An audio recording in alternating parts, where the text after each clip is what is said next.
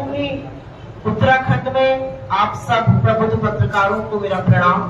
मंच पर बैठे हुए हमारे अध्यक्ष जी, बाकी मेरे सारे सहयोगी, आप सबको भी मेरा सादर प्रणाम। आज की ये प्रेस वार्ता विशेष रूप से हमारा जो घोषणा पत्र है, न्याय पत्र, अगर आप सब लोग उसको उठा लें।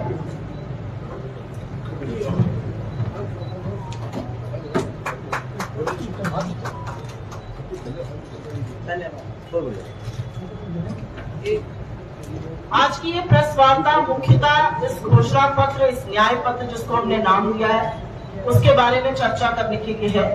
परसों ये दिल्ली में हमारे सम्मानित अध्यक्ष जी ने इसका विमोचन किया था और कल पहले जयपुर में, जहां पर अध्यक्ष जी, सोनिया जी और प्रियंका जी ने एक विशाल जनसभा को संबोधित करके इन बातों को बताया, और शाम को हैदराबाद, तेलंगाना की राजधानी हैदराबाद में एक विशाल जनसमूह का आह्वान और उसको संबोधन श्री राहुल गांधी जी ने किया और इस मैनिफेस्टो पे चर्चा की।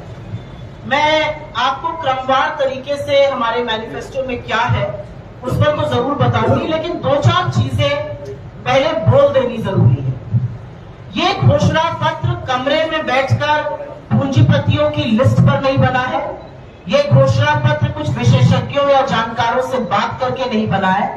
ये घोषणा पत्र इस देश की आवाज है। इसकी जो वेबसाइट भी थी उसका भी नाम था आवाज भारत की।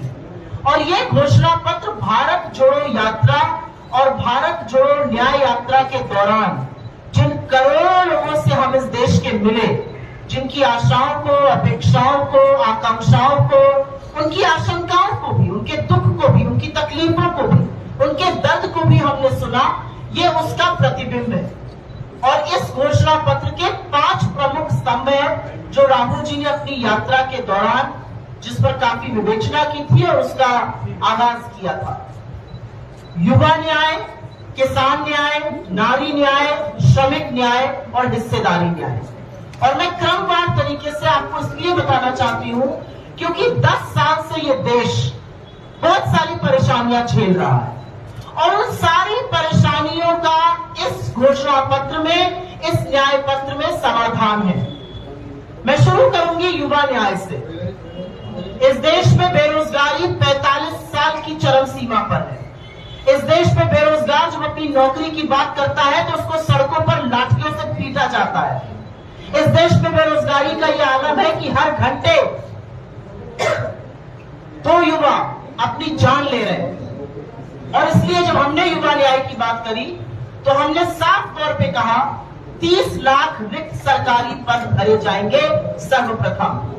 हमारा दूसरा बड़ा आह्वान है, किसी भी ग्रेजुएट या डिप्लोमा धारक को 1 साल के लिए अप्रेंटिसशिप प्रोग्राम के तहत ट्रेनिंग मिलेगी, जिसमें 1 लाख रुपए सालाना मिलेगा। और तीसरी बड़ी बात पेपर लीक की है।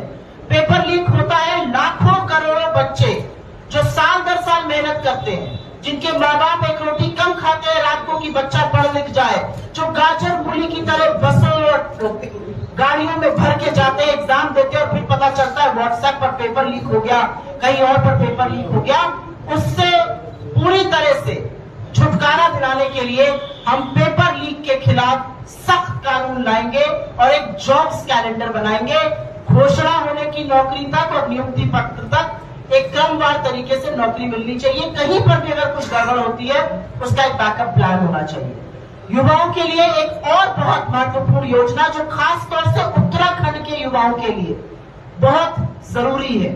आपके यहाँ से तमाम युवा इस देश की सेना में अपने शौर्य और पराक्रम का परिचय देते हैं और इस सरकार ने सेना के मनोबल को तोड़ने के लिए उनके शौर्य और पराक्रम का उपहास उड़ाया जब इन्होंने 4 साल के लिए ठेके पर सेना में भी भर्ती शुरू कर दी अग्निवीर योजना के माध्यम से।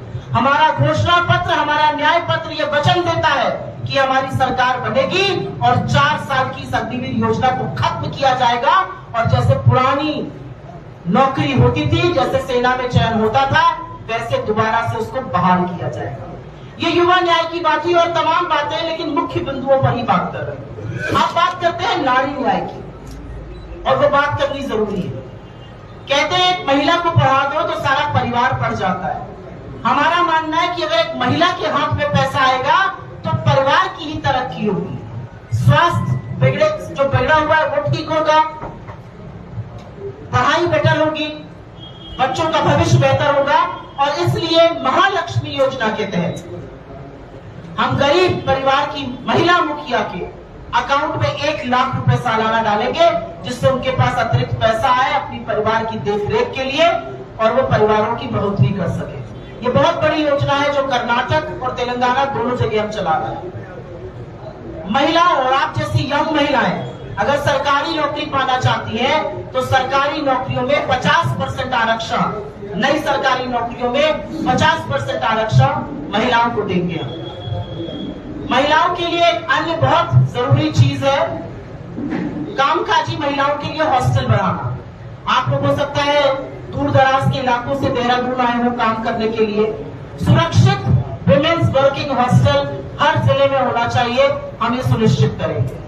And last but not the least, बहुत बार ये देखा गया है कि महिला का सम्मान, महिला के साथ अपराध तब होता है जब उसको अपने हक के बारे में नहीं पता होता है। कई बार महिला के साथ अपराध हो जाता है, उसको FIR नहीं लिखी जाती है, उसको नहीं पता है कि अगर उसको डोमेस्टिक वायलेंस हो रहा है तो वो क्या क्या कर सकती है। हर पंचायत पर एक महिला मैत्री, नारी मैत्री के अंतर्गत एक महिला की नियुक्ति करेंगे जो लोगों को उनके अधिकार, महिलाओं को उनके अधिकारों के बारे में, उनके कानूनी विकल्पों के बारे में बताएगी। अगली बात मैं करना चाहती हूँ इस देश के किसानों की। उत्तराखंड में भी बहुत सारे किसान हैं और उत्तराखंड की जो उपज है वो दुनिया भर में फेमस है। पिछले 10 सालों में जब जब किसान ने अपने हक की बात करी तो उस पर लाठियां बरसी, उस पर आंसू गैस के गोले चलाए गए। जब वो दिल्ली आना चाहते थे तो किसी ने दिल्ली को अपनी बपौती समझकर सड़कों पर कीले गड़वा दी, सड़कें खुदवा दी। 750 किसानों की शहादत हो गई, लेकिन MSP का कानून आज तक नहीं बना।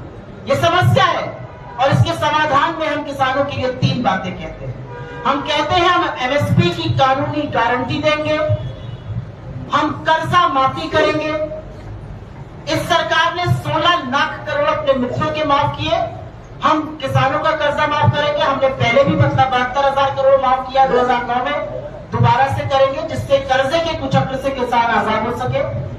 एंड बहुत बड़ी बात है, आज किसानों को खाद पर, दवाई पर, खेती के तमाम उपक्रम पर GST देना पड़ता है। हम खेती को GST मुक्त कराने की ओर बढ़ेंगे और किसानों के जीवन में खुशहाली इससे आएगी।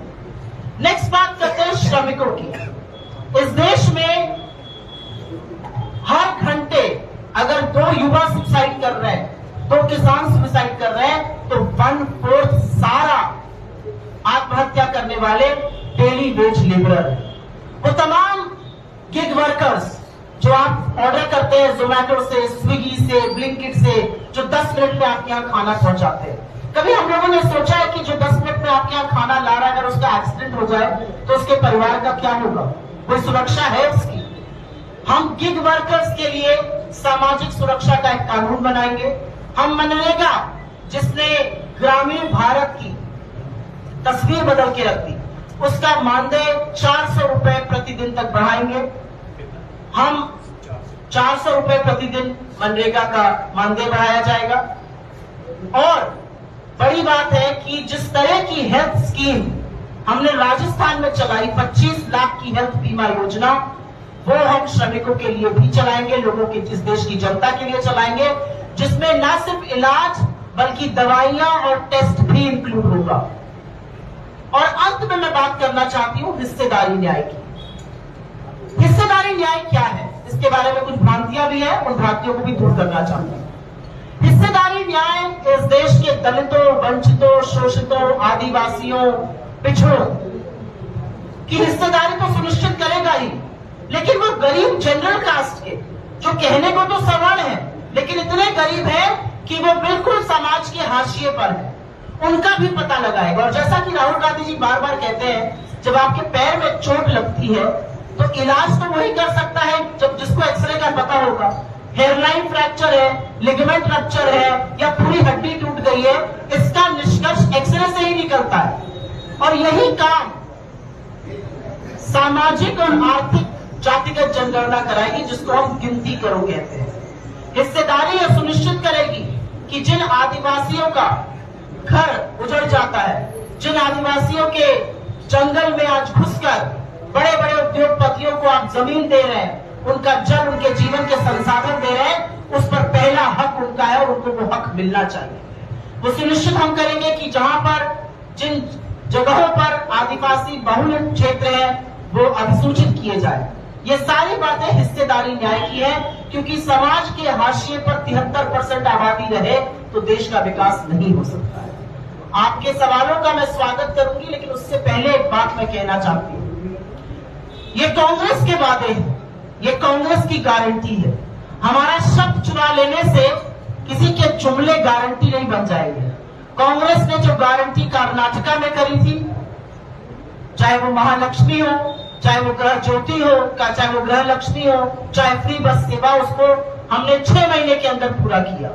हमने रायतू भरोसा से लेकर महालक्ष्मी तक की योजनाएं पूरी करी तेलंगाना में।